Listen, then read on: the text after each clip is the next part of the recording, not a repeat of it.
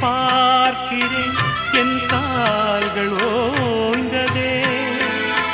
காணாமலே இவ்வேளையில் என் நாவல் தீரும்